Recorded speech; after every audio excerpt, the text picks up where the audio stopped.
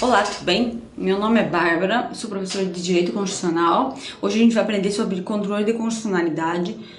Um pedaço do controle de constitucionalidade, você não vai ver todo ele aqui, nem o panorama geral. Então, para você ver o panorama geral tem outra aula e tem para você ver o resto do controle de constitucionalidade tem outra aula, tá? Então a gente vai ver só um pedacinho do controle de constitucionalidade nessa aula. Vamos lá.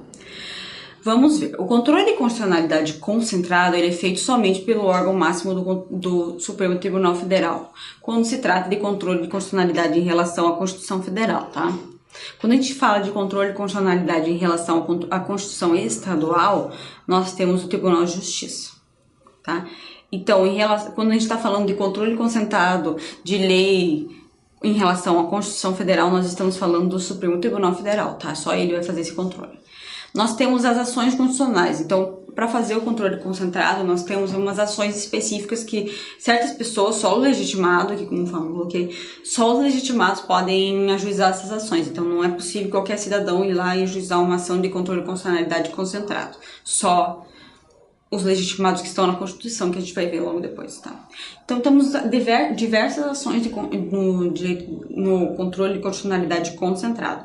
Temos a ação direta de inconstitucionalidade, ação direta de inconstitucionalidade por omissão, ação direta de inconstitucionalidade, ação direta de constitucionalidade, desculpa, tinha lido rápido, a arguição de descumprimento de preceito fundamental e a ação direta interventiva. A gente vai ver algumas nessa aula, tá bom? Então a gente vai ver cada requisito, como funciona cada uma dessas ações. Vamos lá. Aqui nós temos os legitimados para propor as ações de controle de constitucionalidade. Esses legitimados estão no artigo 103, inciso A8, da Constituição Federal. Esses legitimados são só eles, tá? Então, ninguém mais, além dessas pessoas aqui, podem ajuizar essas ações diretas aqui, ó. Só quem pode ajuizar são essas pessoas aqui. Vamos lá. Presidente da República, a mesa do Senado, preste atenção, a mesa da Câmara, a Assembleia Legislativa ou da Câmara. Então, nos estados é a mesa da Assembleia e no Distrito Federal a mesa da Câmara, porque Distrito Federal não tem Assembleia, tá? O governador do estado ou do Distrito Federal, o Procurador-Geral da República, o Conselho Federal da Ordem dos Advogados do Brasil, partido político com representação no Congresso Nacional, então pode ser um representante ou na Câmara ou no Senado, é Congresso, então pode ser um dos dois, um de cada um, enfim, e a Confederação Sindical e entidade de classe, tá? Importante ressaltar o quê? Esses que estão em vermelho aqui, eles estão em vermelho por quê? Porque eles têm uma pertinência temática. Isso significa o quê? Que esses em vermelho, a mesa da Assembleia, o governador e a confederação, eles só podem ajuizar essas ações aqui quando tiver uma pertinência de interesse para ele. Então não vem ao caso um governador de estado ajuizar uma ação contra uma lei nada a ver, que não vai influenciar seu estado, não vai influenciar ele. O mesmo vale para as assembleias dos estados e a confederação sindical. Então, vamos imaginar que uma confederação sindical aí tenha ajuizado uma dessas ações para falar de aborto. Não tem nada a ver, a confederação dos metalúrgicos vai falar sobre aborto. Não interessa aos metalúrgicos saber de aborto ou não, fazer uma ADI sobre aborto ou não. Tem que ser um tema que seja relacionado com essa pessoa, com esses três aqui, tá? Então, se não tiver nada a ver com ele, que não vai viver, não vai influenciar ele em razão de sindicato, mesa ou governador, não pode essa pessoa ajuizar essa ação, tá? Aqui, ó, eu coloquei uma jurisprudência pra gente ficar... Hoje eu vou botar bastante jurisprudência pra gente ficar observando ali o que o STF falou sobre aquele assunto, tá? Vamos lá. Legitimidade, ó. Governador do estado, lei do estado, ato normativo abrangente, interesse das demais unidades da federação, pertinência temática. Em se tratando de impugnação a diploma normativo a envolver outras unidades da federação, o governador há de demonstrar pertinência temática, ou seja, a repercussão do ato considerado interesse do Estado. Ou seja, não tem como o governador, por exemplo, pedir um negócio lá que não vai, de uma lei estadual que não vai influenciar em nada nele, no estado dele, tá? Então ele tem que provar, ao contrário dos outros legitimados, que podem ajuizar a razão de qualquer coisa, esses aqui, esses de pertinência temática, eles vão ter que, além de tudo, colocar lá um tópico, olha, da pertinência temática, essa lei me influencia por causa disso, disso, daquilo. Se ele não fizer isso, se ele não explicar sua pertinência, ou se não houver pertinência, não vai nem analisar essa ação, tá? Vamos lá. Vamos para a primeira ação de controle de constitucionalidade, que é a ação direta de inconstitucionalidade. A mais comum. A ação direta de inconstitucionalidade, ela vai analisar leis ou atos normativos federais ou estaduais. Então, se existe uma lei de um estado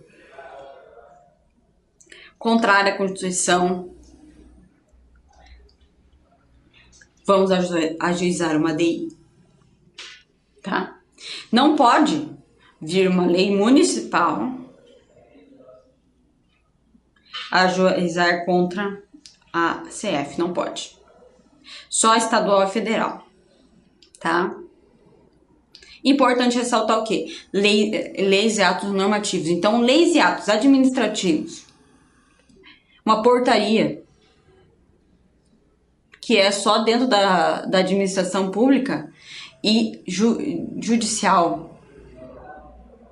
Decisões judiciais se recorre, se faz controle através de recurso extraordinário, não através da DI. Então, atos normativos judiciais e administrativos não entram na discussão aqui, tá? Só em atos, leis normativos federais, e estaduais. Vamos lá. Ajuizada pelos legitimados, a pertinência temática novamente. Então, lá na DI, esses legitimados vão ser para todas as ações de controle, tá? Então, leve isso para a vida. Esses legitimados vão ser sempre os mesmos, raramente vai mudar, tá? Vamos lá. Ela vai ser julgada pelo STF, como eu falei anteriormente, tá? E vai ser a lei em tese. Então, não tem caso concreto aqui. Não vai abrir, não tem, desculpe, concreto. Não tem partes, não tem partes.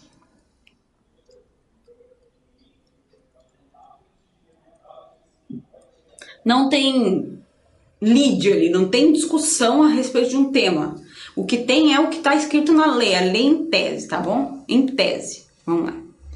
O efeito dessa lei. Então, quando o STF julgar lá essa lei em tese, ele vai analisar caso exista, se for para todos, se for só para um. Como a gente está falando de controle concentrado, esse efeito vai ser erga omnes, ou seja, para todos. Porque é uma lei que está no ordenamento jurídico geral, não é num caso concreto. Então, quando você determina uma lei inconstitucional, ela vai ser declarada para todos. E o efeito ex tunc, ou seja, desde o início dessa lei até agora, para sempre. Então, essa lei vai ser inconstitucional desde o início até o final. Importante ressaltar, eu falei isso na aula de panorama geral de controle de constitucionalidade, eu vou repetir aqui. O STF pode fazer a modulação desses efeitos. Então, vamos imaginar que declarar uma lei X inconstitucional seja prejudicial para as pessoas, para a segurança jurídica. Então, o STF, através de uma maioria absoluta, pode ir lá e falar, não, é daqui só para frente, só daqui para frente vai ser constitucional. E deixa aquilo lá que aconteceu vigente até hoje, muito embora essa lei fosse inconstitucional, tá? Então, ele pode haver essa mudança de efeito de ex nunc para ex tunc. Esse ex nunc, de ex tunc para ex nunc, tá? Então, caso aconteça uma necessidade, eles vão fazer. Em geral, eles fazem ex tunc, tá? Vamos lá. efeito vinculante para a administração pública e judiciária. Então, quando o STF declarar uma lei inconstitucional, essa lei vai ser inconstitucional, vai ter que ser respeitada. Essa determinação de constitucionalidade deve ser respeitada pela administração pública e pelo judiciário. Isso significa o quê? Se o STF determina que é uma lei inconstitucional hoje, o STF, amanhã o Congresso Nacional pode votar a mesma lei. Por quê? Isso não é trabalho dobrado? Pode até ser, mas é a separação dos poderes. Então não pode vir o STF interferir no que o legislativo pode fazer ou não. Então, caso hoje o STF decida uma lei inconstitucional, fale essa lei X é inconstitucional, amanhã eles podem fazer a mesma lei de novo, tá? Eles são livres para isso, o legislativo é livre por causa da separação dos poderes, tá? Então, conforme eu disse, ó, o poder legislativo não é vinculado pelas decisões, tá? Ao contrário do que muita gente pensa, quando o STF declara uma lei inconstitucional, ele não proíbe ninguém de fazer outra lei. Ele só fala que aquela lei é inconstitucional. Simples assim, ele não proíbe nada. Ele só determina que a administração pública e o judiciário respeite aquela declaração de inconstitucionalidade daquela lei. Mas ele não proíbe ninguém de aplicar aquilo. Ele simplesmente vai falar, essa lei é inconstitucional, não existe proibição nessa determinação. Não existe nada disso, tá? Não existe proibição, ele simplesmente fala que essa lei é inconstitucional. Essa declaração vai retirar do ordenamento jurídico, não há uma proibição, entendeu? Então, desculpe, gente, era 2/3 a acumulação dos efeitos, tá? Então, não é maioria absoluta, é 2/3, eu que me equivoquei, tá? Então, nesse momento de modulação de ex-tunc para ex-nunc, vai ser por 2/3 do STF. Eles vão lá modular os efeitos, tá? O advogado-geral da União, ele vai participar da ação direta de inconstitucionalidade porque ele vai defender essa lei. Então, nesse momento, na ação direta, a gente vai estar discutindo se a lei é inconstitucional ou não, certo? Quem ajuizou essa lei, esses dos legitimados aqui, ele vai falar o seguinte, essa lei é inconstitucional por causa disso, disso e daquilo. E o advogado-geral da União, ele vai lá para defender a constitucionalidade da norma. Vai falar, não, essa lei é constitucional por causa disso, ela respeitou a Constituição aqui. Ao contrário do que você disse, ela respeitou a Constituição aqui, aqui e aqui. Então, ele vai lá defender a norma, tá? Ele vai lá para falar que aquela lei é constitucional, sim. Já o Procurador-Geral da República, que é o chefe do Ministério Público, quando ele não está dentro dos legitimados para apuração, que ele está, aqui, ó, quando ele não está legitimado, quando não foi ele que ajuizou, ele vai atuar como fiscal da lei, ou seja, custos legis. Então, ele sempre vai estar no processo, ou como autor ou como fiscal da lei, mas ele sempre vai estar no processo, tá bom? O PGR sempre vai estar e o advogado-geral da União vai estar quando ele vai estar defendendo a lei, tá? Vamos ver uma outra jurisprudência a respeito disso, do ADC. Ação direta de inconstitucionalidade da lei de biossegurança, ou seja, foi uma lei federal de biossegurança. Bloco do artigo 5º dessa lei, tá? Pesquisas de célula-tronco embrionárias. Esse caso é o seguinte, a Lei Federal de Biossegurança, dentro do artigo 5º, falava que poderiam utilizar células embrionárias para células-tronco. Basicamente era o seguinte, eles iam induzir uma fecundação e quando tiver esse embrião, tipo a divisão daquelas células do comecinho da gravidez, que são células que se dividem em 4, enfim, vai dividindo, naquele momento no laboratório eles iam tirar para a criação de células-tronco e utilizar essas células-tronco no tratamento de pessoas que têm problema de mobilidade, cerebral, enfim, Alzheimer, diversos motivos de utilização de células-tronco. E um daqueles legitimados entrou com a procuradoria, acho que foi o PGR, isso, o chefe do MP, o PGR, entrou com essa ação falando que essa autorização para utilizar células embrionárias para células-tronco eram inconstitucionais, tá? Vamos lá. Aí o que o STF decidiu? Inexistência de violação de direito à vida. constitucionalidade do uso das células-tronco embrionárias em pesquisas científicas para fins terapêuticos, descaracterização do aborto. Então, o procurador-chefe do MP, ele achava que utilizar essas células era aborto, e aborto é crime no Brasil. Então, ele entrou com essa ação pedindo a inconstitucionalidade desse artigo da lei por causa disso, tá? Então, importante ressaltar agora que pode haver a inconstitucionalidade de um artigo ou de uma lei inteira, tá? Então, é parcial ou total. Então, pode haver esse pedido só de um artigo, tá bom? Tá? Ó, direito fundamental à vida digna. Então é assim, esse é um exemplo que eu te dei de células-tronco embrionárias, inclusive eu indico essa leitura, esse acórdão tá lá no site do STF, é muito legal. Procure lá no Google Ação Direta de Inconstitucionalidade Células Embrionárias e leia, ele é imenso, tá? Ele é bem grande, mas você vai aprender muito lendo sobre isso, inclusive até da vida, diferença de aborto, enfim, eles falam a respeito de muita coisa aqui, tá? Vamos lá. Conforme eu disse, a inconstitucionalidade pode ocorrer por ação ou por omissão. Então, quando a ação você faz um ato e esse ato, seja ele de qualquer forma, viola a Constituição. Ou omissão, ou seja, a Constituição mandou você agir e você não agiu, então você está sendo omisso e isso é inconstitucional. Porque a Constituição mandou você agir, tá? Esse é o caso. Conforme eu disse, a Constituição determinou a atuação do poder público e a omissão causou a inconstitucionalidade. Não tem muito o que falar, né? A Constituição mandou e você não fez, ou seja, você está agindo inconstitucionalmente, você tem que fazer. Ajuizada pelos legitimados, ou seja, os legitimados lá de trás, de novo, tem pertinência temática, então não pode vir um daqueles que estão da pertinência temática falar que essa lei, essa pessoa está sendo omissa por não fazer uma determinação que a Constituição mandou, que não o afete. Ele tem que demonstrar que aquela omissão está ali afetando, tá? Julgada pelo STF de novo, porque ele é concentrado.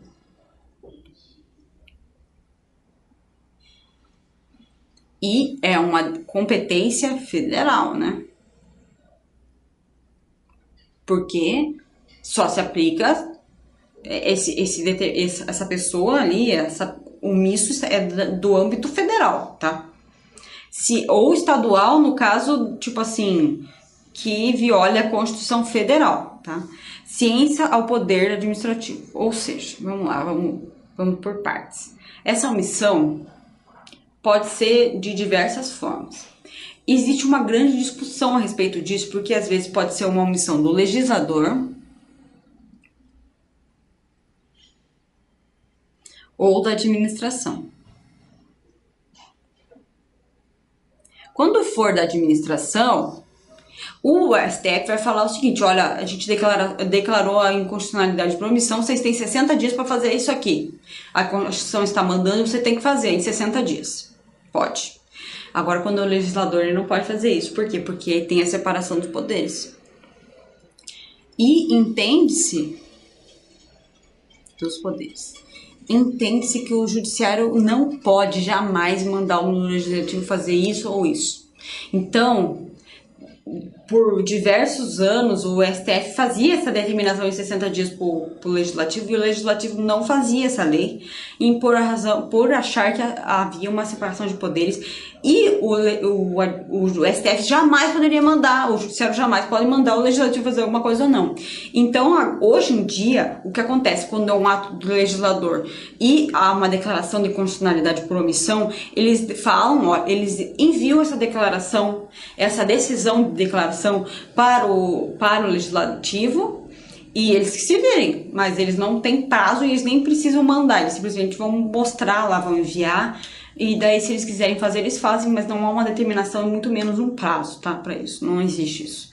Antes eles faziam isso, daí surgiu uma polêmica tão grande que foi modificada essa jurisprudência. Vamos lá. Existe uma ação judicial que se chama mandado de injunção. Que ocorre quando? Quando há uma omissão na lei,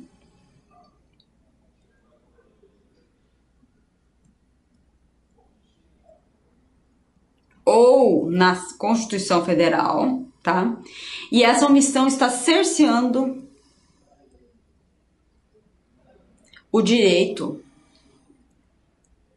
constitucional dessa pessoa.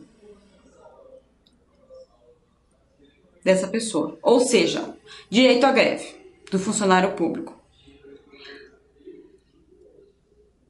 Não existe uma lei que regule a greve do funcionário público, mas na Constituição está escrito lá: o funcionário público tem direito à greve nas medidas da lei complementar, só que a lei complementar nunca foi feita. Ou seja, aqui o legislador nunca fez essa lei. Só que, conforme eu disse, o STF não tem como mandar o legislador fazer. Então, diversos casos aconteceram isso. Nessa ação direta de inconstitucionalidade, de mandar para o legislador fazer a lei, ele não fez. Só que há uma diferença entre a ação direta de inconstitucionalidade de omissão e o mandado de injunção. Por quê? Porque a ação direta só pode ser feita por certas pessoas, legitimados. Então vamos pegar o exemplo da greve lá. Se um funcionário público quer fazer greve e ele não é um dos legitimados, ele jamais vai poder fazer essa ação direta em inconstitucionalidade por omissão, porque ele não tem como, ele não é do legitimado, ele nunca vai poder ajuizar essa ação. Só que o mandado de injunção não, o mandado de injunção qualquer um pode fazer. Então a diferença entre a ação direta de inconstitucionalidade por omissão e o mandado de injunção, eles têm como diferença o legitimado. E por não ser, o mandado de injunção não é uma ação de constitucionalidade do controle concentrado, ele é uma ação normal, tá? Então, se qualquer um do povo quiser ajuizar um mandado de injunção pro caso dele, para ele poder fazer greve, por exemplo, ele pode, porque ele vai fazer um mandado de injunção. Ele jamais vai poder declarar inconstitucionalidade por omissão, porque ele não é um dos legitimados, tá? Então preste bem atenção disso. Os dois falam de omissão. Eles jamais, os dois vão falar de omissão, mas jamais uma pessoa normal que não seja legitimado pode ajuizar uma ação direta de inconstitucionalidade por omissão. Então, só o que resta a ele é um mandado de injunção, tá bom? Então, preste bem atenção nisso, porque às vezes você pode confundir mesmo, pode confundir, tá? Então, vamos lá. Ação direta de constitucionalidade. Ao contrário da ação direta de inconstitucionalidade, aqui nós temos uma ação para declarar a constitucionalidade de uma lei. Mas como assim? Quando uma lei ela é aprovada, ela não tem uma presunção de constitucionalidade? Sim, tem sim. Então vamos lá. Toda lei que é feita, ela tem uma presunção de constitucionalidade. Tá? Toda lei. Só que existem alguns casos de controvérsia judicial relevante sobre a aplicação dessa lei que você fica na dúvida se ela é constitucional ou não. Então, toda lei que é promulgada, toda lei que é feita pelo parlamento, ela é presumida constitucional. Só que em determinados casos, com controvérsia judicial relevante sobre essa aplicação, você pode ajuizar a ação direta de constitucionalidade para ver se ela é constitucional ou não mesmo, tá? Certeza. Só que nesse caso, ao contrário da DI, é só leis ou atos normativos federais. Então, jamais você vai poder declarar uma lei estadual constitucional nesse controle aqui. É só federal. Preste bem atenção. Isso cai muito em concurso. Muito. No meio da questão, você vai ver essa diferença e você vai cair nessa pegadinha se você não prestar muita atenção. Então, vamos lá. A ADI é estadual e federal. E a ADC é só federal, tá? Lembre muito disso aqui, tá? Vamos lá. Vai ser uma ratificação da harmonia da lei com a Constituição. Então, não vai ser declarada inconstitucional. Ela vai falar, olha, essa lei é constitucional, sim, ela está em harmonia com a Constituição. Então, essa controvérsia aí entre constitucionalidade ou não cai por terra agora, ela é constitucional sim, tá? Ela pode ser só ajuizada pelos legitimados também, com a pertinência temática também, e ela é julgada sempre pelo STF. Então, principalmente no controle de constitucionalidade da lei, sempre lembre que é só federal, jamais lei estadual, tá bom? Jamais. Então, vai sempre cair isso, sempre cai, tá? Aqui nesse caso, como a lei tem presunção de constitucionalidade, e está sendo ajuizada a ação para ratificar, não tem razão para o advogado-geral da União ir lá defender a constitucionalidade da lei, porque ela já está constitucional de prévio, tá? Então ele não vai participar da ação direta de constitucionalidade, o AGU não participa. Já o procurador da República, geral da República, ele sempre vai estar no processo de controle concentrado, sempre. Tá? Sempre. Ou como autor daquela ação, ou como fiscal da lei, custos legis, tá? Então, ele sempre vai estar. O advogado-geral da União, que às vezes tá e às vezes não tá, tem que prestar atenção nisso. Mas o o procurador-geral da República sempre está nas ações. Ele tem efeito erga omnes e ex tunc, ou seja, essa ação é constitucional para todos e sempre, desde sempre, ela foi constitucional. Então não há como você falar assim, ela é constitucional a partir de agora. Não, ela sempre foi constitucional. Então todos os atos dela sempre foram de acordo com a Constituição Federal, tá bom? Aqui nós temos uma ADC famosa, que é o CNJ, falando sobre nepotismo. Havia uma dificuldade em saber se o CNJ poderia proibir exercício de cargos, emprego e função por cônjuges, parentes, cônjuges, companheiros, servidores. Então, aqui houve sempre uma discussão porque o CNJ não poderia fazer isso, ou poderia ou não poderia, houve sempre relevância jurídica. Então, nessa ação direta de constitucionalidade, foi declarado que o CNJ não estava tentando contra a liberdade de prover e desprover cargos.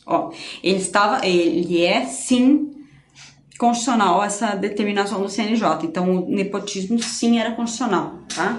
Então, não tinha essa dúvida, não tem mais, sempre foi e sempre vai ser, tá? É aí que é a decisão, tá bom?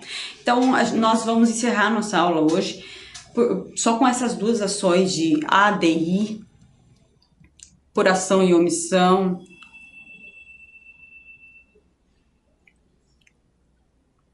e a ADC, tá?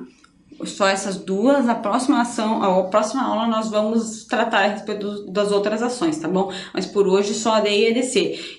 Olha, se você tiver qualquer dúvida, dê uma lidinha na Constituição, dê uma olhada no site do STF, tem muita ADI, tem muita decisão a respeito disso, tudo que eu falei tem decisão, tá? Então, se você tiver alguma dúvida, leia a Constituição e dê uma olhadinha no site do STF, que é muito interessante e você vai aprender bastante sobre controle de constitucionalidade, tá bom? Muito obrigada e até mais.